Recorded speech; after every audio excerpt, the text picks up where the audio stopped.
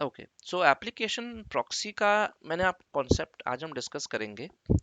तो application proxy का मतलब क्या है, क्या इसका यूज है, हम क्यों इसको अपने एज्योर इन्वायरमेंट में इतना ज़्यादा पॉपुलर है ये चीज़, इसके बारे में हम एक छोटा सा डिस्कशन करते हैं।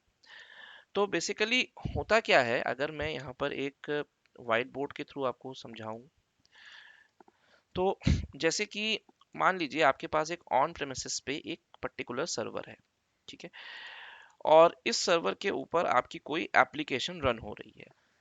मैं कहता हूँ anything, it can be your any particular software जिसको आप अपने डेली बिजनेस यूज में लाते हो। पहले का ट्रेडिशनल इंफ्रा मेरा ये था कि मेरे पास मेरे जो यूजर ऑन प्रेमिसेस पे जब होते थे, so they can directly connect to this particular application, क्योंकि वो यहाँ पे आरडीपी लेके या फिर वेब पेज के थ्रू जैसे भी इस पर्टिकुलर एप्लीकेशन को एक्सेस किया करते थे। ये मेरा ट्रेडिशनल अप्रोच होता था। उसके साथ साथ मेरे पास ऑन प्रेम पे और भी सर्वर्स होते थे, जैसे मेरा मेल सर्वर हो गया, मेरे आईएम सर्वर हो गया इंस्टेंट मैसेजिंग के लिए, शेयर पॉइंट हो गया। वो भी सब यूजर्स मेरे इन्हीं सर्वर्स को यहीं से बैठ के एक्सेस किया करते थे। तो ये मेरा एक ट्रेडिशनल आर्किटेक्चर हुआ करता था।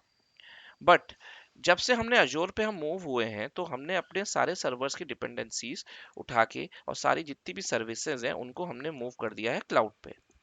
सो we have move to the cloud now, जिसको आप बोल सकते हो अजोर, ठीक है। तो अजोर में जाने के बाद अब यूजर्स जो पहले मेरे ऑन प्रेम पे लॉगिन करते थे, वो ऑन प्रेम पे लॉगिन ना करके अब वो डायरेक्टली अज्योर पे लॉगिन करने लगे, और वहीं पे उनको उनकी सारी एप्लीकेशंस दिखने लगी थी। जैसे कि उनका एक्सचेंज हो गया, उनका टीम्स हो गया, या उनका शेयर पॉइंट हो गया, वन ड्राइव हो गया, yammer हो गया, delve हो गया। There are n number of applications which we can say use in the daily basis by the end users. But still आपका जो ये एक पुराना सर्वर था, जो पे सॉफ्टवेयर रन होता था, ये अभी भी ऑन प्रेमिसेस पे पड़ा हुआ है। अब ये ऑन प्रेमिसेस पे पड़ा हुआ है, तो ऑब्वियस सी बात है यार, इसको भी हमें मूव करना ही है ओवर द टाइम। लेकिन एप्लीकेशन वेंडर का कहना है कि अभी उनकी एप्लीकेशन क्लाउड के ऊपर मूव होने के लिए रेडी नहीं है।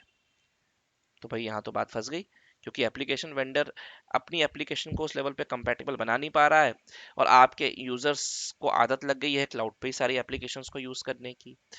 तो कंसेप्ट ये बनाया गया कि why don't we simply create a proxy service here, कि जब भी मेरा यूजर क्लाउड पे लॉगिन करे, तो उसको वहां पे इस एप्लीकेशन का एक लिंक शो हो, लाइक दिस, राइट। तो मेरा यूजर जब इस पर्टिकुलर लिंक पे क्लिक करे, तो वो एप्लीकेशन यहाँ पे ओपन हो, बट वो एप्लीकेशन चले कहाँ पर, चले वो ऑन प्रेम पे ही। बट मेरा अज्योर उस एप्लीकेशन को ऑन प्रेम पे से उठा के क्लाउड में एज अ सिमुलेट कर दे, या यू कैन से प्रॉक्सी कर दे। तो प्रॉक्सी करने का सबसे ज्यादा फायदा, बेनिफिट क्या हुआ? बेनिफिट यही हुआ कि आपकी सर्व आपका जो सॉफ्ट यूजर है, उनको दो अलग अलग जगह लॉगिन नहीं करना पड़ रहा है, वो क्लाउड पे ही बैठ के अपनी एप्लीकेशन को एक्सेस कर पा रहे हैं। इतना क्लियर हो गया? कोई डाउट, कोई क्वेश्चन है तो आप। तो यहाँ मैंने किया किया है, यहाँ पे मैंने एक डेमो लेने के लिए, आप लोगों को दिखाने के लिए, मैंने यहाँ पे एक आईआईएस का web page as a demo application के तौर पे होस्ट कर दिया है मेरे ऑन प्रेमिसेस सर्वर पे। तो जैसा कि आप देख सकते हैं, ये मेरा ऑन प्रेम सर्वर है जिसपे ये मैंने एक एप्लीकेशन होस्ट कर रखी है। और अगर मैं इसको बाहर से एक्सेस करने की कोशिश करता हूँ, तो ये एक्सेस भी होगा without any issue, right. But अगर मैं इसकी पब्लिक आईपी उठाता हूँ और यहाँ पे डालता हूँ, तो ये एक्सेस होगा, राइट, एक्सेस हो रहा है। लेकिन जरूरी नहीं है कि आपका पब्लिक आईपी पे एप्लीकेशन हर ऑर्गेनाइजेशन पे होस्टेड हो, क्योंकि मैंने आपको पहले भी बताया है कई बार कि जब आप एक प्रोडक्शन एनवायरनमेंट या एक ऑर्गेनाइजेशन के लेवल पे सोचते हो, तो वहाँ पे हर एक पर्टिकुलर सर्वर के ऊपर, हर एक पर्टिकुलर सर्वर को एक पर्टिकुलर एक्सटर्नल एक्सेस नहीं दिया जाता है। और उसका रीज़न यही है कि जितने ज़्यादा एक्सटर्नल एक्सेस, उतने ज़्यादा वर्नरेबिलिटीज के चांसेस। तो अभी हम यहाँ पे क्या चाहते हैं कि हमारे यूजर्स इस एप्लीकेशन को डायरेक्टली इंटरनेट पे एक्सेस ना करके हमारे एज्योर क्लाउड के थ्रू सिक्योर वे में एक्सेस करें। तो होगा क्या, मैं यहाँ पर एक एजेंट इंस्टॉल कर दूंगा। ठीक है, इसको बोलते हैं प्रॉक्सी एजेंट।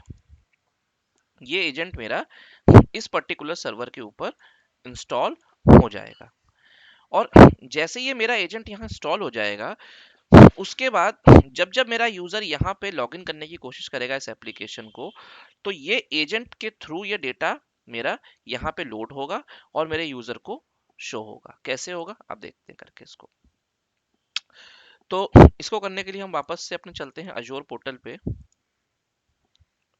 ओके, और यहाँ पे आपको एक ऑप्शन मिलता है डाउनलोड कनेक्टर सर्विस का। ठीक है, आपने डाउनलोड कनेक्टर सर्विस पे क्लिक किया तो आप देख सकते हो आपको यहाँ पर ये एक्सेप्ट एंड डाउनलोड का ऑप्शन दे रहा है। मैंने एक्सेप्ट एंड डाउनलोड किया तो एक छोटा सा एक प्लगइन मेरे सिस्टम पे अभी डाउनलोड होगा। ठीक है,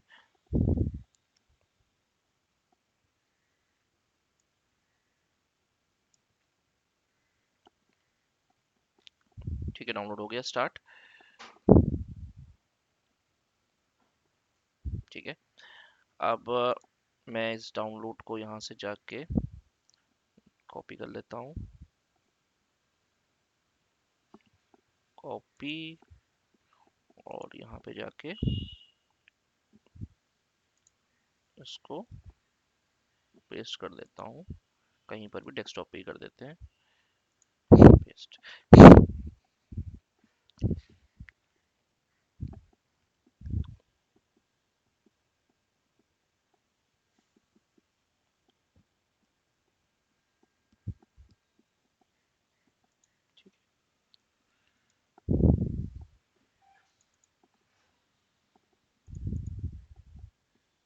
ठीक है, ये डाउनलोड हो चुका है मेरे सिस्टम पे। मैं इसको इंस्टॉल कर लेता हूँ। ठीक है, इसका नाम ही है Azure AD application proxy connector. तो इस कनेक्टर को मैं इंस्टॉल कर लेता हूँ।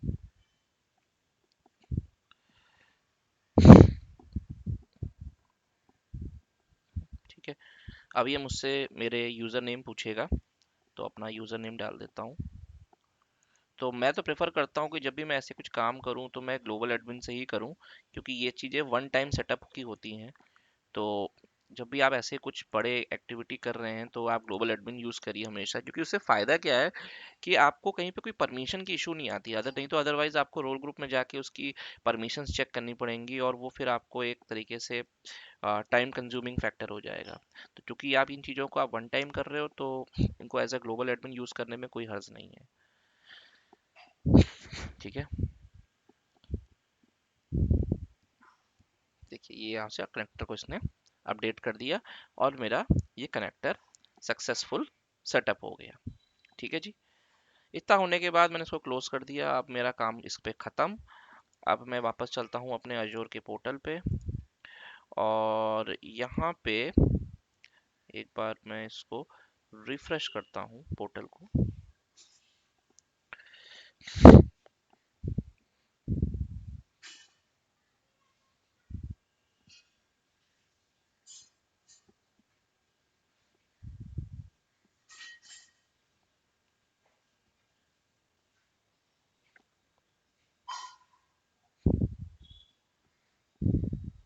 ठीक है, तो आप देख सकते हो जैसे मैंने रिफ्रेश किया तो यहाँ पे ऑटोमेटिकली मेरा ये मशीन रजिस्टर होके शो करने लगी।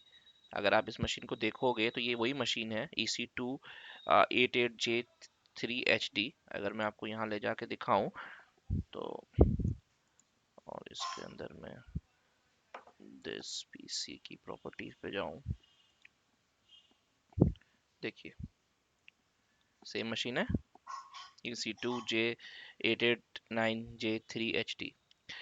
तो ये मशीन यहाँ पे मेरी रजिस्टर हो चुकी है।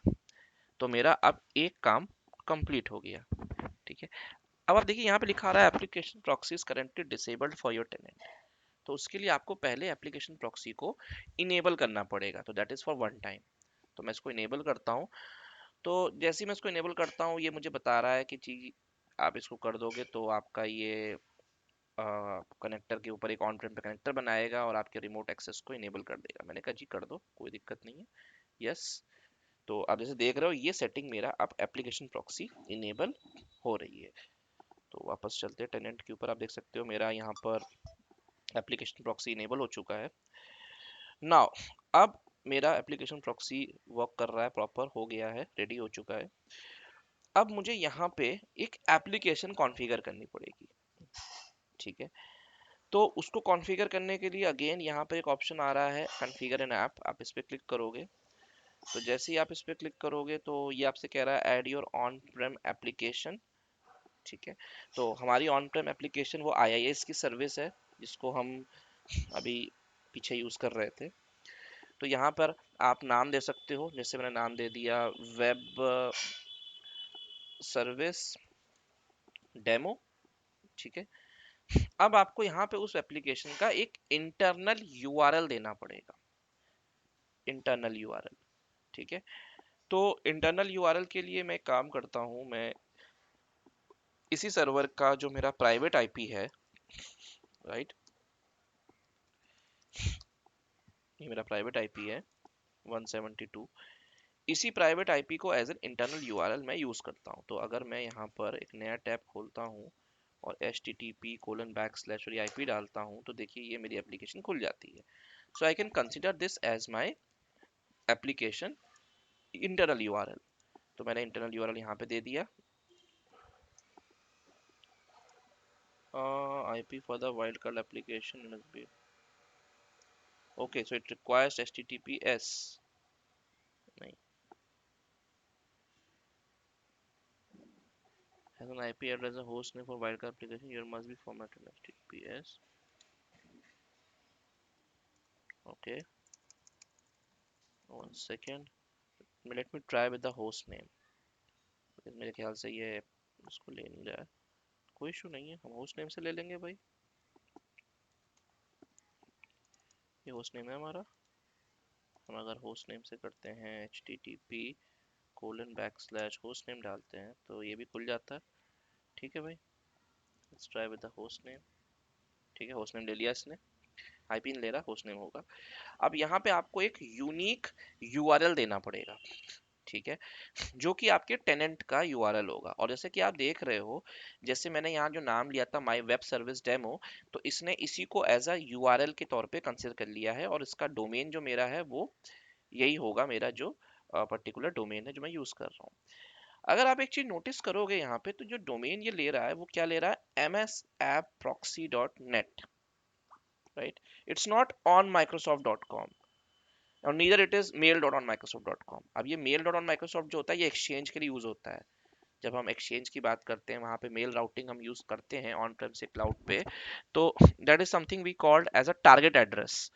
तो ये डोमेन हम वहां पे इसको यूज करते हैं, ये हमारा डिफॉल्ट टेनेंट का होता है and this particular domain is for our application proxy. तो जब भी आप एप्लीकेशन प्रॉक्सी कॉन्फ़िगर करते हो तो ये एक डिफॉल्ट एक्सटर्नल यूआरएल आपके लिए आ जाता है। अब इससे बेनिफिट क्या है, इसका बेनिफिट ये है कि अगर आपका यूजर अज्योर पोर्टल पे लॉगिन नहीं करना चाहता है और वहां से जाके वो एप्लीकेशन को एक्सेस नहीं करना चाहता है, तो वो डायरेक्ट इस यूआरएल के थ्रू भी अपनी एप्लीकेशंस को लॉगिन कर सकता है। ठीक है, तो ये कैसे होता है मैं आपको दिखाऊंगा अभी थोड़ी देर बाद। मैं इसको कॉपी करके रख लेता हूँ अपने पास यहाँ पे। ठीक है, उसके बाद यहाँ पे आपको ऑथेंटिकेशन पूछ रहा है। अब देखिए यहाँ पे ऑथेंटिकेशन के दो मेथड होते हैं, that is called Azure AD और you can go for pass through.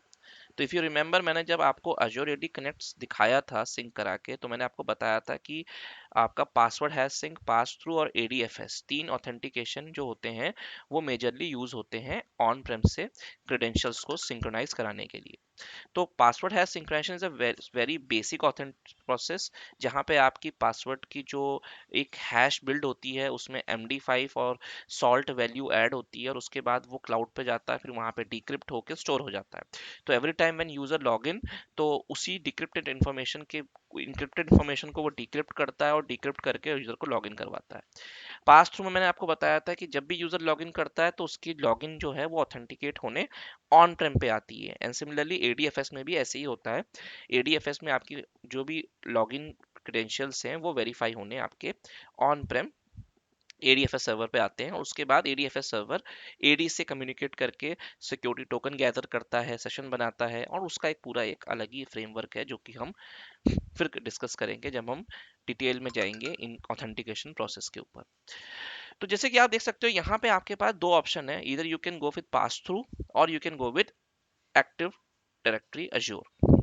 ठीक है, तो मैं अभी अज्योर एक्टिव डायरेक्टरी ले लेता हूँ क्योंकि मेरे पास पास थ्रू तो कॉन्फ़िगर है नहीं भाई साहब। कनेक्टर ग्रुप, अब जैसे कि आप देख रहे हो मैं यहाँ पे जो एप्लीकेशन होस्ट कर रहा हूँ वो एप्लीकेशन का एक ग्रुप क्रिएट होता है, जिसको हम बोलते हैं कनेक्टर ग्रुप। तो मेजरली इसका जो ग्रुप क्रिएट होता है ये रीजनल वाइज क्रिएट होता है। तो जैसे कि अगर आपने ये एप्लीकेशन होस्ट करी तो बाय डिफॉल्ट मेरा एशिया का टेनेंट है, तो ये एशिया पे मुझे दिखा रहा है, तो इससे आपको कोई फर्क नहीं पड़ता है। हाँ, अगर आपके यूजर यूएस में होते और एप्लीकेशन यूएस पे, तो आप यूएस का एक कनेक्टर ग्रुप बना सकते हो और उसमें भी कर सकते हो, ये बाद में भी कर सकते हो, मैं आपको दिखा दूंगा, बट अभी जो डिफॉल्ट कनेक्टर ग्रुप बनेगा वो एशिया का ही बनेगा।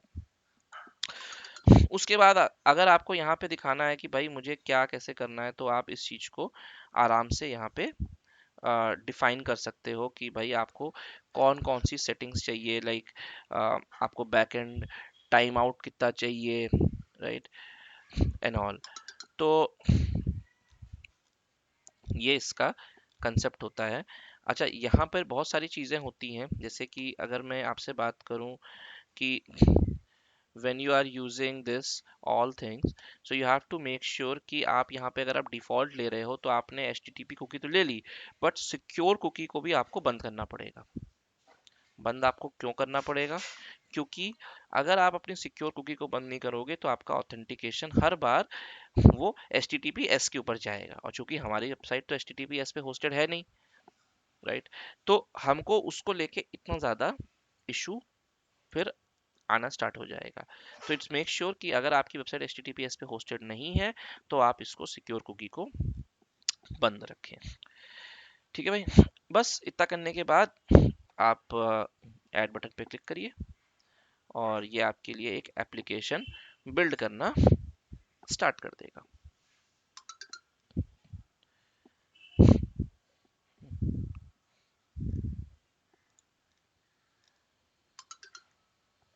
ठीक है, जस्ट टेक अ मिनट।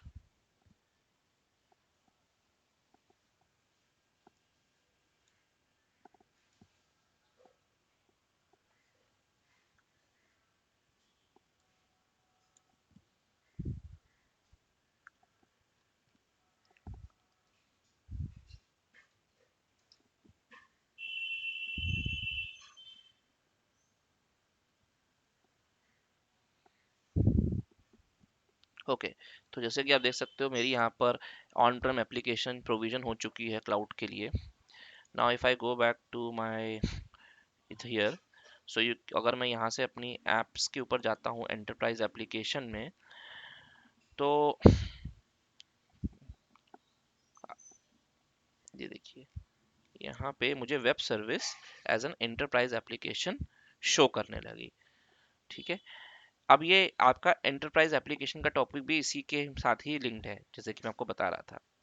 अब इसमें आपने क्लिक किया वेब सर्विस डेमो पे, तो आप देख सकते हो यहाँ पे आपको वो सेम एप्लीकेशन जो हमने यहाँ पर बिल्ड करी है वो पूरी शो करेगा, और उसके साथ साथ आप यहाँ पे रिस्ट्रिक्शंस भी प्लेस कर सकते हो कि हाँ जी कौन इसको देख सकता है कौन इसको नहीं यूज कर सकता है, right? So you can do all the single things, you can put the restriction, you can do anything, but as of now we are not making this much complicated। हम सिंपल सा जो हमने URL note down करके रखा था, इस URL को हम एक बार एक्सेस करके देखते हैं कि क्या ओवर द इंटरनेट मेरी ये एप्लीकेशन एक्सेस हो रही है इस यूआरएल पे।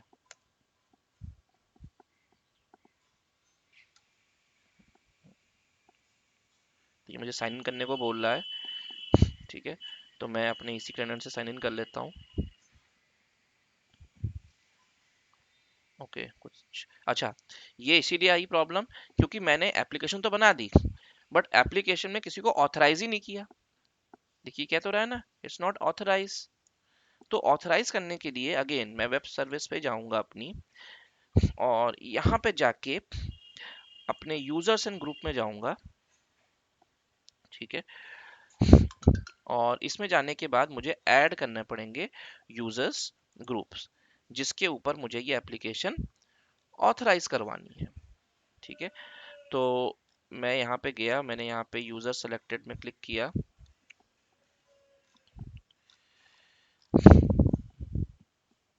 ठीक है।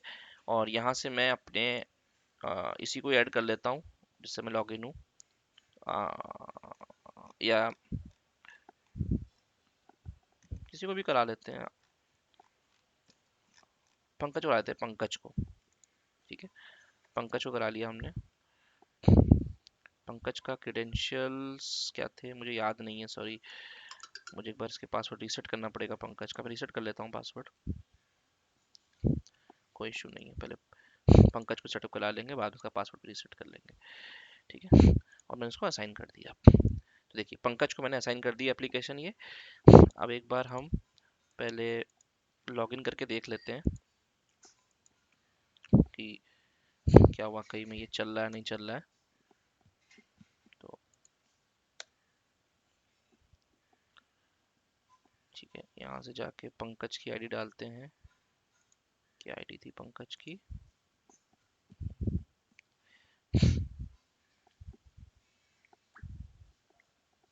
पंकज, सॉरी, गेस्ट में जाते हैं, पेस्ट करते हैं, नेक्स्ट करते हैं, और यहाँ पंकज का पासवर्ड डालते हैं एक बार।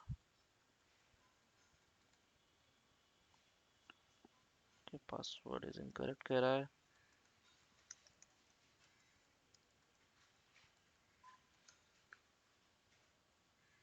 तो मुझे रीसेट करना ही पड़ेगा पासवर्ड पंकज का।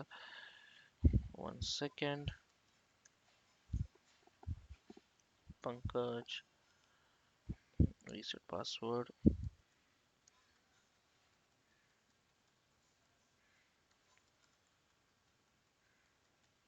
ठीक है, पासवर्ड चेंज कर दिया पंकज का। पासवर्ड दोबारा डालते हैं।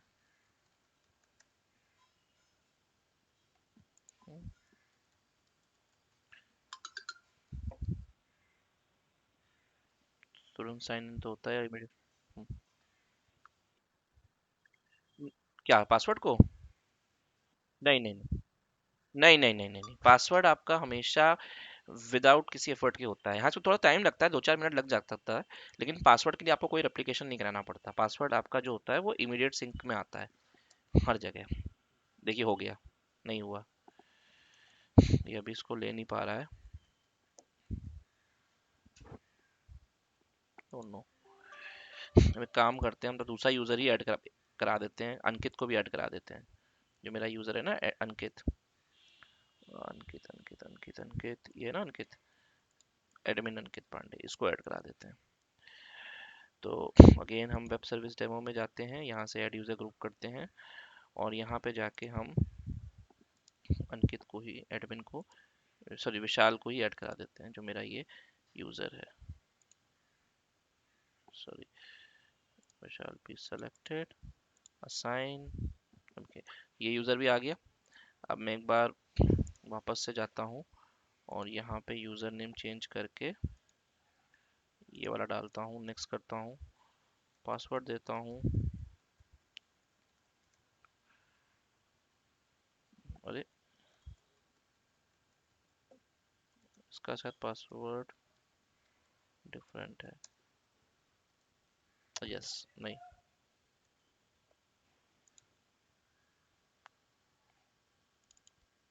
क्या है इसका पासवर्ड यार?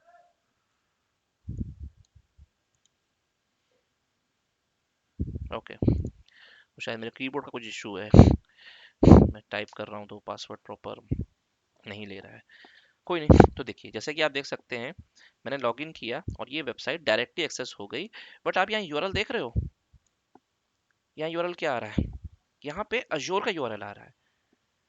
यहाँ पे आपका एप्लीकेशन का यूआरएल नहीं है, जो मेरा लोकल होस्ट और जो भी जो भी मैंने बनाया था वो नहीं है।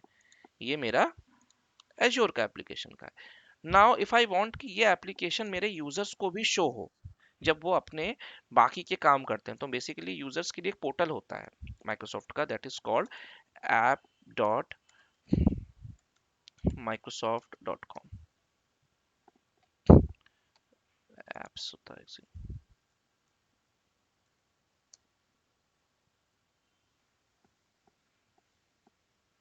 ओके,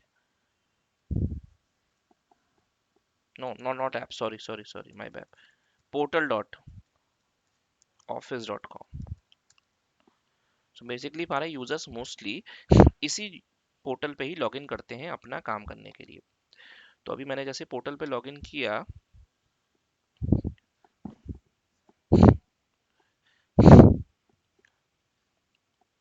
ठीक है, तो ये यूजर का पोर्टल आ गया जहाँ पे उसको सारी एंटरप्राइज एप्लीकेशन शो होती हैं, जैसे कि उसका Word, Excel, PowerPoint and all. उसके साथ साथ जब यूजर यहाँ पे जाएगा, और वन सेकेंड,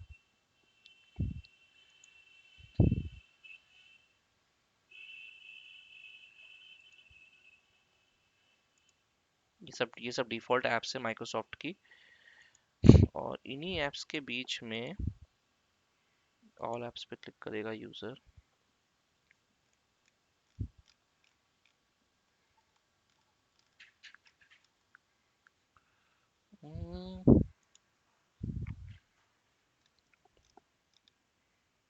ओ सॉरी, मेरा दिमाग आजकल ना बिल्कुल, माई एप्लीकेशंस होता है, मैं बस सही लिख रहा था पहले, माई एप्लीकेशंस होता है, my applications dot Microsoft dot com.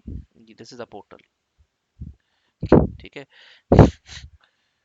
होता क्या है ना यार, कभी कभी चीजें दिमाग से उतर जाती हैं। ठीक है,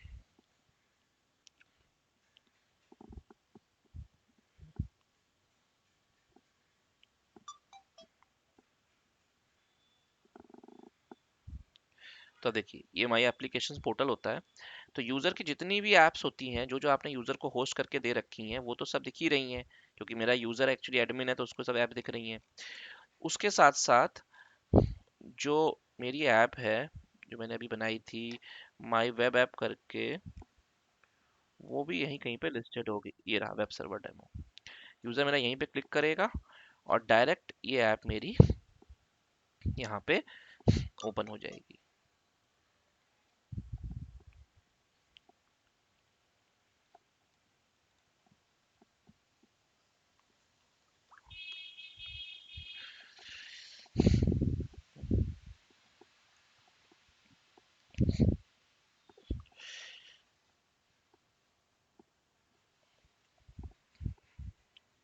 थोड़ा सा टाइम लेता है ये, क्योंकि ऑथेंटिकेट हो रहा है। ये एक्चुअली में ब्राउजर से ऑथेंटिकेशन ले रहा है।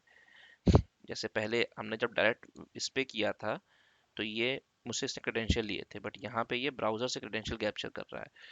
तो कभी कभी क्योंकि इसको ये रीच नहीं कर पा रहा है, दैट्स नॉट द इशू, ये ब्राउजर के कैशे का इशू है, इसीलिए इसको रीच नहीं कर पा रहा है ये।